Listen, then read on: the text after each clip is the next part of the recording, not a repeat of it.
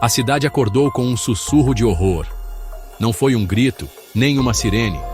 Foi o silêncio após a notícia. O corpo de uma mulher brutalmente dilacerado, encontrada em pelugario, sangue ainda fresco, espalhado em padrões quase animalescos. Um policial experiente vomitou ao ver. Outro, em choque, acendeu um cigarro com mãos trêmulas. As investigações começaram como sempre. Interrogações, buscas por câmeras, mapeamento de rotas. Mas tudo o que encontraram foi o vazio. A mulher era exemplo de bondade. Professora, voluntária, sem histórico de inimigos. Nenhuma dívida, nenhuma rixa, nenhum sentido. E então, rumores. Um animal? Um assassino ritualista?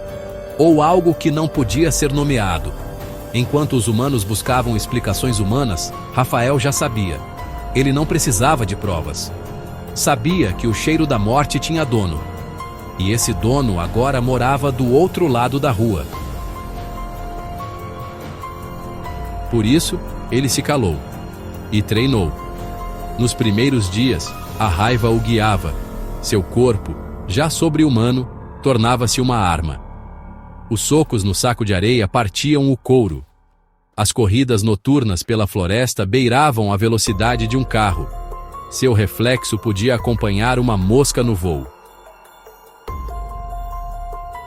Então veio o boxe. A precisão, o controle, a respiração certa para um golpe fatal. Seu instrutor dizia que nunca vira um garoto de 17 anos com olhos tão frios. Rafael apenas respondia com suor. 7 dias, 7 noites. O lobo por dentro rosnava mais baixo a cada treino. Ele não queria mais fugir. Queria vencer. E foi na 7ª noite que ele sentiu o cheiro. Uma brisa cortou sua janela. Um perfume de terra molhada e sangue seco. E junto dele, o sussurro do passado que ele jurou enterrar. Havia uma presa lá fora e ela estava esperando. A noite desceu com o peso de uma profecia. O céu sem nuvens deixava a lua como um farol prateado que vigiava o mundo, cúmplice muda dos horrores que rastejam na escuridão. Rafael saiu pela porta dos fundos sem fazer barulho. Suas pegadas na calçada não deixavam som, e seus olhos refletiam a luz como os de um predador desperto. Ele já não era só um jovem marcado pela dor. Agora era um caçador. E essa cidade, seu território. Os becos estreitos e os fios de eletricidade vibravam levemente, como se o ar estivesse em constante alerta. Rafael caminhava entre o concreto e o mato, onde os muros viravam sombras, e os postes pareciam dedos acesos tremendo de medo. Seus sentidos o guiavam com precisão animalesca, o faro, o som abafado de passos, o tremor nos galhos. Foi então que o viu, um garoto, pequeno, 10, talvez 12 anos. Trazia uma sacola de pão e usava fones de ouvido. Tarde demais para estar na rua, tarde demais para estar sozinho. Rafael se escondeu atrás de uma árvore. O faro dizia mais do que os olhos. O cheiro da criança era puro e quente, mas havia outro aroma, mais espesso, vindo da mata. Algo podre e familiar. Um cheiro que se agarrava à garganta, que fazia os pelos do braço se arrepiarem sem consentimento. Um som, galhos esmagados sob pés pesados, e então ele surgiu. A silhueta era grotesca e elegante. 2 metros de puro breu ambulante. O pelo negro ondulava como fumaça, e os olhos, os olhos, ardiam em vermelho vivo, como carvão prestes a explodir. O lobisomem negro caminhava devagar, como se saboreasse a distância até a presa. Suas garras tocavam o chão sem pressa, e o mundo ao redor parecia se curvar diante dele. Rafael congelou. Era ele, a mesma criatura, o mesmo monstro, o assassino dos seus pais, o doador da maldição, o início de tudo. O lobisomem ergueu o focinho, farejou o ar. A criança não percebeu. Continuava ouvindo música, a passos lentos e tranquilos. O tempo parou. O predador avançou. Mas não chegou até ele, porque Rafael moveu-se como o trovão, rápido demais para olhos humanos, silencioso demais para suspeita, feroz demais para hesitação. E então, ali, entre o garoto e a morte, um corpo branco como a lua caiu do alto de um telhado. A fera albina rugiu. O embate era inevitável. E a guerra entre as luas havia começado. A colisão foi um trovão seco na carne da madrugada. Dois corpos monstruosos se chocaram com o peso de eras enterradas, o branco e o escuro, a luz e as sombras, a fera que nasceu pela dor e a que viveu na escuridão. O lobisomem negro cambaleou com o impacto, surpreso. Os olhos vermelhos faiscaram por um segundo, não pela dor, mas pelo reconhecimento. Ele viu algo naquele brilho azul gélido da outra fera. Algo antigo, algo que não devia mais existir. Mas Rafael, ou o que habitava nele naquela hora, não hesitou. Com um rosnado rouco, jogou o corpo para frente e acertou um soco que ecoou como uma explosão surda. A cabeça da criatura negra virou de lado, os dentes batendo forte. O lobisomem retribuiu de imediato, agarrando Rafael pelos ombros e o arremessando contra um carro estacionado. O veículo amassou como papel. O capô afundou sob o impacto. O alarme, ironicamente, não disparou. A rua parecia segurar a respiração. Rafael se ergueu devagar, o peito arfando, o som do metal se moldando, ainda ecoando nos ouvidos. Seus olhos brilharam com mais intensidade. E então ele arrancou a porta do carro com uma das mãos. Sem uma palavra, correu com ela como um escudo e a usou como ariete, acertando o lobisomem negro no peito, empurrando-o até uma árvore que rachou com o baque. A criatura rugiu com fúria, e agora era pessoal.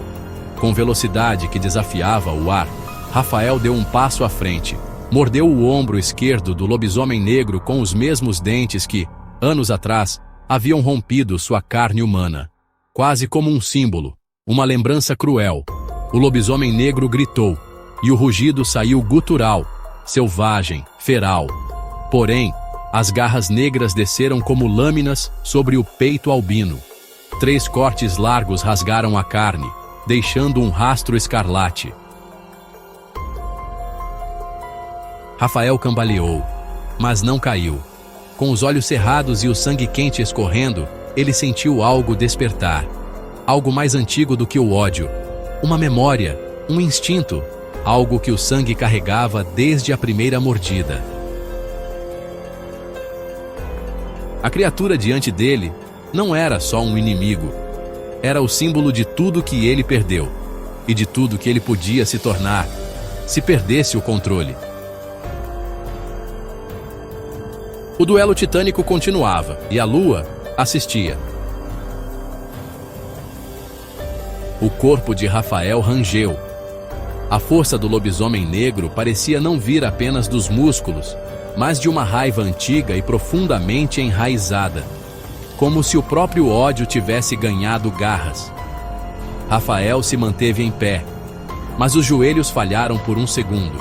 O corte em seu peito ainda queimava.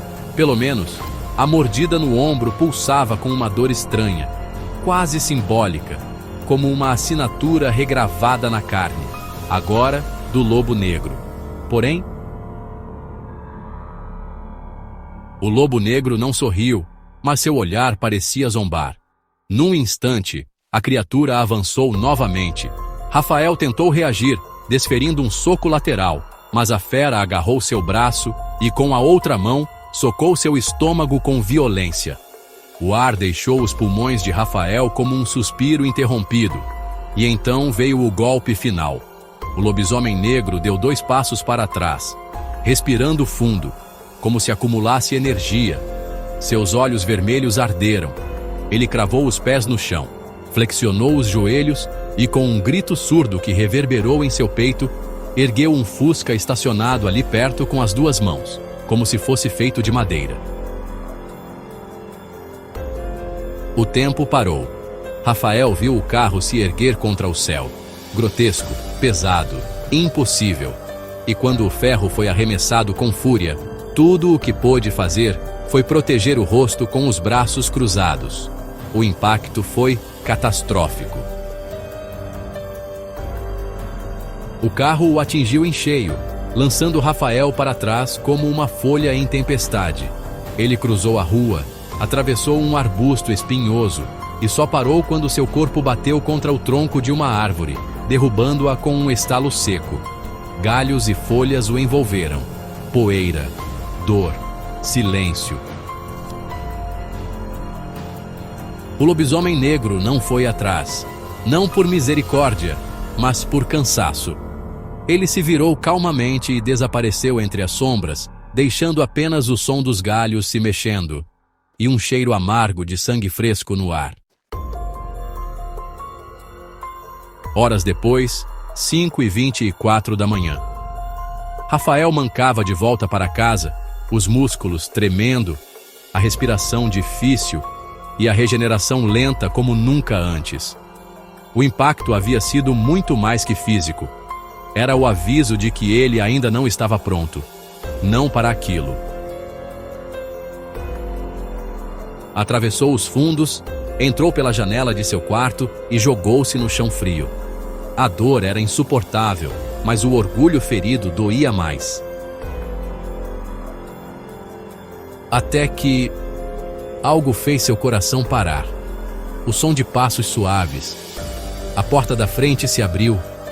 Com esforço, Rafael engatinhou até a janela e espiou. O novo vizinho. Voltava para casa. Mas havia sangue em seu ombro, exatamente onde Rafael havia cravado os dentes. E por um instante, os olhos daquele homem cruzaram os seus. E não havia dúvida, a fera e o humano eram o mesmo. A verdade estava ali, nua, banhada em sangue e silêncio. E Rafael, quebrado, sentia no fundo do peito, a caçada ainda estava apenas começando.